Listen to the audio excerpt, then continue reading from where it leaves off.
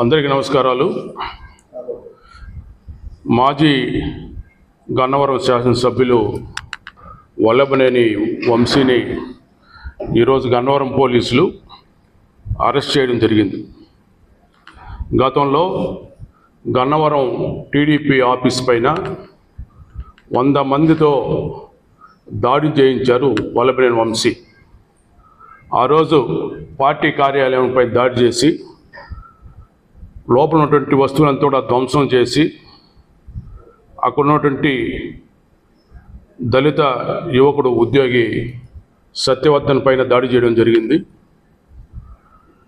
సత్యవర్ధన్ దానిపైన ఫిర్యాదు చేస్తే పోలీసులు కేసు రిజిస్టర్ చేసి వల్లభనేని వంశీని అప్పుడు అరెస్ట్ కూడా చేయలేదు. ఆ తర్వాత వల్లభనేని వంశీ సత్యవర్ధన్ను బెదిరించి కిడ్నాప్ చేసి చంపేస్తానని చెప్పి భయపెట్టి తన ఫిర్యాదును కోర్టులో ఉపసంహరించే విధంగా చేయడం జరిగింది. దీనిపైన సత్యవర్ధన్ కుటుంబ సభ్యులు తమ బిడ్డ సత్యవర్ధన్ను కిడ్నాప్ చేసి చంపేస్తానని బెదిరించి దౌర్జన్యం చేసి తప్పుడు మార్గంలో కంప్లైంట్ విత్డ్రా చేయించారని చెప్పి వాళ్ళు ఇచ్చినటువంటి ఫిర్యాదు పైన వల్లభనేని వంశీని అరెస్ట్ చేయడం జరిగింది. వల్లభనేని వంశీ ఒక పెద్ద చెడు పురుగు.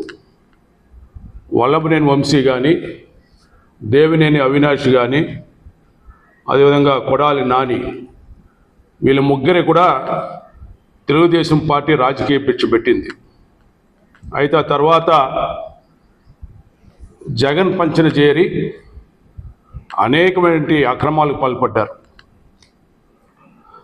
కోట్లకు పడగలెత్తినటువంటి పొలిటికల్ బ్రోకర్ వల్లభనేని వంశీ. భూ సెటిల్మెంట్లు, అదేవిధంగా ల్యాండ్ గ్రాబింగ్లు, అక్రమ మైనింగు, క్యాషినో వంటి అసాంఘిక కార్యక్రమాలే పెట్టుబడిగా పెట్టి కోట్లకు పడగలెత్తిన వ్యక్తి వల్లభనేని వంశీ. ఒక నేరాన్ని కప్పిపుచ్చుకోవడం కోసం మరొక నేరం చేసి అడ్డంగా దొరికిపోయాడు. అంటే చేసిన పాపాలు ఎప్పుడో ఒకసారి పండగ తప్పదు.